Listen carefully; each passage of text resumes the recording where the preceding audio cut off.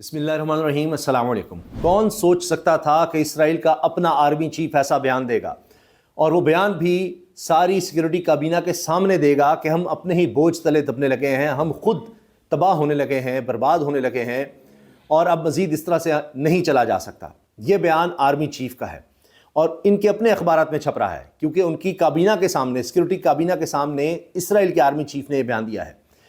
اسرائیل کی تاریخ میں تو کسی آرمی چیف نے ایسا بیان نہیں دیا، شاید دنیا میں بھی کم ہی ہوگا کہ کوئی آرمی چیف اپنی ہی فوج کے حوالے سے کہے گا کہ ہم اپنے بوجھ تلے دبنے والے ہیں اور تباہ ہو رہے ہیں۔ اسرائیلی فوج اندرونی طور پر ٹوٹ جائے گی، اسرائیلی آرمی چیف نے وارننگ دی ہے۔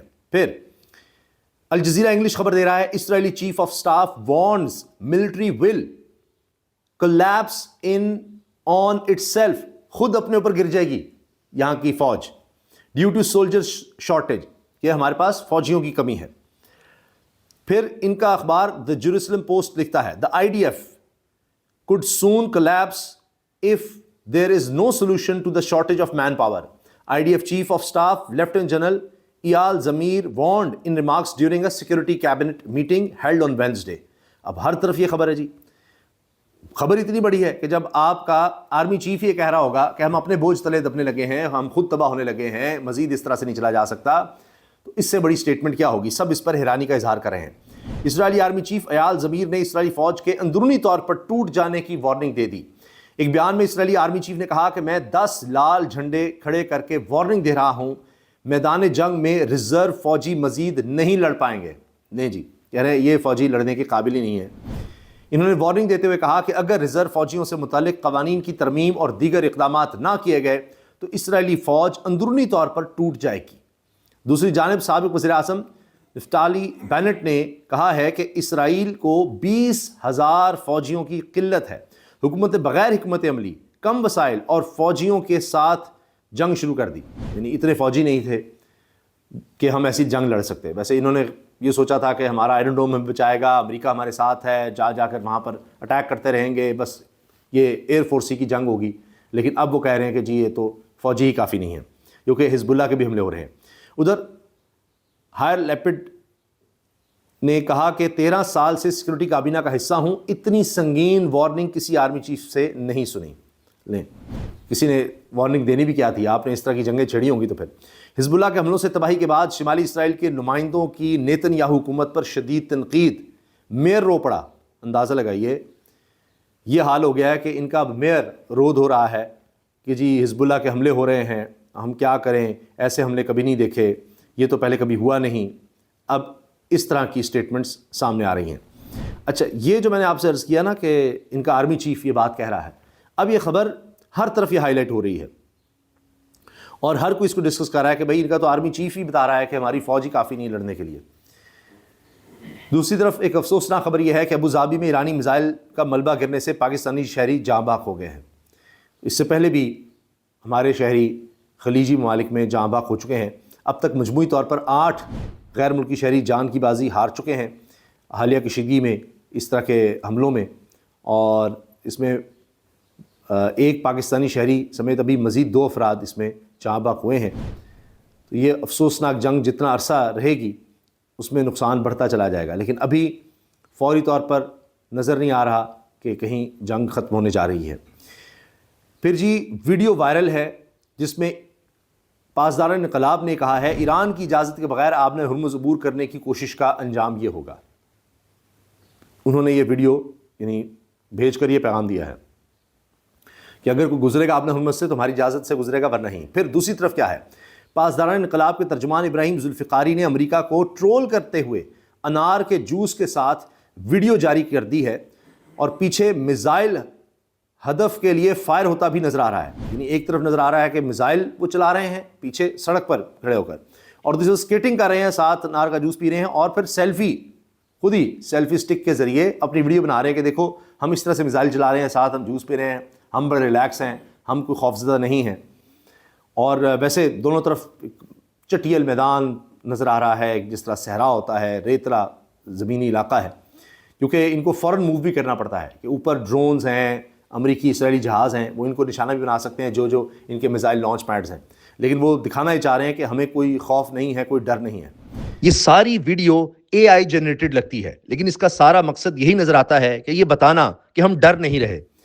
ایرانی جیسے امریکہ اور اسرائیل کو تنگ کر رہے ہیں، ایسا ابھی تک کسی نے نہیں کیا۔ مہوش کماز خان صحافی ہیں، وہ یہ لکھ رہی ہیں، اور پھر یہ سب دکھانے کا مقصد ہی یہ ہے کہ جی 82ویں لہر کا آغاز کیا ہے، اور انہوں نے لہر کا نام یا علی اکبر امام حسین علیہ السلام رکھا گیا۔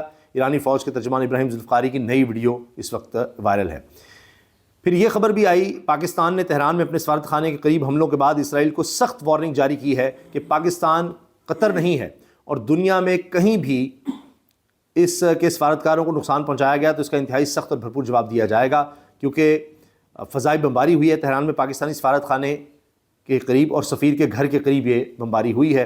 تو اس کے بارے میں یہ کہا جا رہا ہے کہ جی یہ پاکستان کا ظاہر ہے کہ ایک حصہ ہوتا ہے جو بھی سفارت خانہ ہوتا ہے، تو اس کے قریب فائرنگ یہ اسرائیل کو مہنگی پڑ سکتی ہے۔ دوسری طرف ایرانیوں کے حوالے سے رائٹرز لکھ رہا ہے کہ 2 ایرانیوں کی پاکستان نے جان بچائی ہے۔ Israel took Iranian foreign minister Abbas Araghchi and پارلیمانی speaker Mohammad Baqir off its hit list after Pakistan requested that Washington not target them.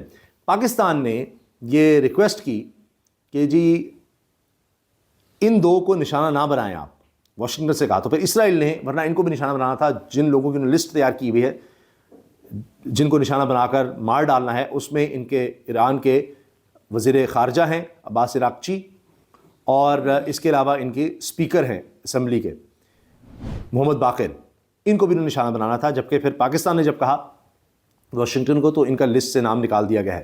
اب Pakistani source with knowledge of the discussion told writers دنیا کی مانی ایجنسی ہے، وہ اس کو کوٹ کر رہی ہے کہ جی یہ خبر آئی اور ہم نے اس کو کنفرم کیا۔ ظاہر ہے کہ ان کو ایسے خبر جب آئے تو کنفرم کرنا پڑتا ہے، اتنا بڑا یہ ادارہ ہے، کیونکہ انہی کی خبروں کو پھر کوٹ کیا جاتا ہے، انہی دوسرے ادارے بھی انہی کی خبروں کو آگے لے کر چلتے ہیں۔ جی رائٹر سے خبر آ رہی ہے، امریکہ اور ایران کے درمیان بالواسطہ رابطے ہو چکے ہیں، نمائندگان کی ملاقات پاکستان میں ہو سکتی ہے۔ جرمن وزیر خارجہ کہہ رہے ہیں کہ پیچھے سے رابطے ہوئے ہیں، چیزیں چل رہی ہیں، ادھر سے ڈیمانڈز آئیں آگے پہنچائی گئیں، ادھر سے ڈیمانڈ آئیں ادھر پہنچائی گئیں، دونوں ایک دوسرے کی ڈیمانڈز کو، شرائط کو فی الحال رد کر رہے ہیں، لیکن آگے جب بیٹھ کر بات ہوگی تو پھر چیزیں آگے بڑھیں گی۔ دنیا کی تاریخ یہی بتاتی ہے کہ جب اس حد تک چیزیں چلی جاتی ہیں تو پھر کنٹینیو کرتی ہیں، یعنی جنگ اپنی جگہ چاہے چلتی رہے لیکن مذاکرات بھی چلتے رہیں گے، تو ہم دعا کر سکتے ہیں کہ جلد ان کا کوئی نتیجہ نکلے۔ آبنہ ہرمز سے بحفاظت گزرنے کے لیے بحری جہاز ایران کو $20 لاکھ تک ادائیگی کر رہے ہیں، فائنینشل ٹائمز نے یہ خبر دی ہے۔ اس سے پہلے بلومبرگ نے بھی خبر دی تھی اور ہم نے اسی وقت آپ سے شیئر کر دی تھی۔ پاکستان نے مشرق وسطیٰ میں امن کے لیے پرزور ٹیلی فونک سفارتکاری کی ہے، امریکی اخبار کہہ رہا ہے، پاکستان کے کردار کو سب سراہ رہے ہیں، اور اس وقت مشرق وسطیٰ جنگ کی وجہ سے پاکستان دنیا بھر کے لیے تجارتی ہب بن چکا۔ گزشتہ 24 روز میں کراچی پورٹ پر ٹرانس شپمنٹ میں پورے سال کے برابر اضافہ ریکارڈ ہوا ہے، کاروباری جریدہ کہہ رہا ہے، پورے سال جتنے جہاز آتے ہیں اتنے آ چکے ہیں۔ جنگ بندی کی امریکی تجاویز یک طرفہ اور غیر منصفانہ ہے، ایرانی عہدیدار نے کہا ہے، اس کو ریجیکٹ کیا گیا ہے۔ امریکہ اور اسرائیل کے تازہ حملے میں پاسداران کور کی بحریہ کے سربراہ کو شہید کرنے کا انہوں نے دعویٰ کیا ہے۔